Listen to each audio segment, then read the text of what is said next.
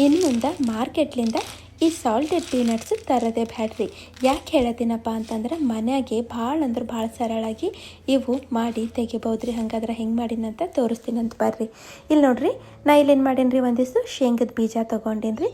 ಸ್ವಲ್ಪ ಬಿಸಿಲಾಗಿಟ್ಟರೆ ಭಾಳ ಚಲೋ ಆಗ್ತದೆ. ಒಂದು ವೇಳೆ ಬಿಸಿಲು ಇರಲಿಲ್ಲ ಅಂದ್ರೂ ನಡೀತದೆ. ಏನು ಮಾಡಿರಿ, ಹಿಂಗೆ ಒಂದು ಪ್ಯಾನಿನಾಗ ಈ ಶೇಂಗಾ ಎಲ್ಲ ಹಾಕ್ಕೊಂಡು ಬಿಡ್ಬೇಕ್ರಿ. ಮತ್ತು ಸಣ್ಣ ಉರಿನಾಗ ಇವಕ್ಕೆ ನಾವು ಹುರಿಬೇಕಾಗ್ತದೆ. 1-2 ನಿಮಿಷ ಹುರಿಬೇಕ್ರಿ, ಜಾಸ್ತಿನೂ ಹುರಿಲಾಕ ಹೋಗ್ಬೇಡ್ರಿ. ಅಲ್ಲಿ ಬಣ್ಣ ಬದಲಾಯಿಸ್ಬಾರ್ದ್ರಿ. ಬರೀ ಮ್ಯಾಲಿನ ಸೊಪ್ಪಿ ನಮ್ಗೆ ತೆಗಿಲಾಕ ಬರ್ಬೇಕ್ರಿ. ಅಷ್ಟೇ ನಾವು ಇವಕ್ಕೆ ಹುರಿಬೇಕಾಗ್ತದೆ. ನಾನು ನಿಮ್ಗೆ ತೋರಿಸ್ತೀನಂತ.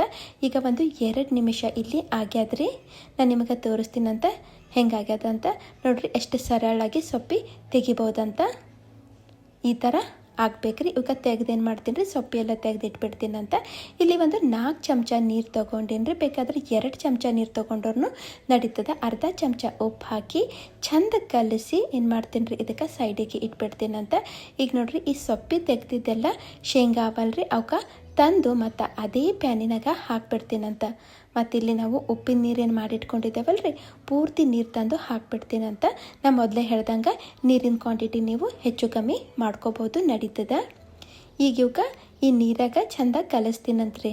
ಕಲಸಿ ಸಣ್ಣ ಉರಿನಾಗ ನಾವು ಇವಕ್ಕೆ ಹುರಿಬೇಕಾಗ್ತದೆ. ಕೈ ಬಿಡಲ್ದಂಗೆ ಹಿಂಗೆ ಕೈ ಆಡಿಸ್ಕೊತಾ ಹುರಿಬೇಕ್ರಿ. ಎಲ್ಲಿಂದ ನಾವು ಹುರಿಬೇಕಪ್ಪ ಅಂತಂದ್ರೆ ಹಿಂಗೆ ನೀರೆಲ್ಲ ಹೋಗ್ಬೇಕ್ರಿ.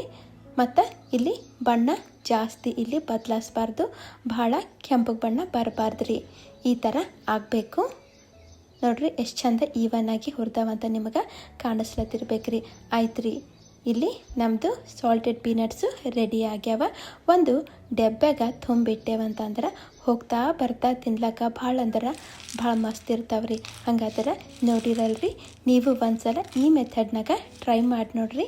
ಮತ್ತು ಹೆಂಗೆ ಅನ್ನಿಸ್ತಾ ಅಂತ ನಂಗೆ ಕಾಮೆಂಟ್ ಮಾಡಿ ಹೇಳೋದು ಮರಿಬೇಡ್ರಿ.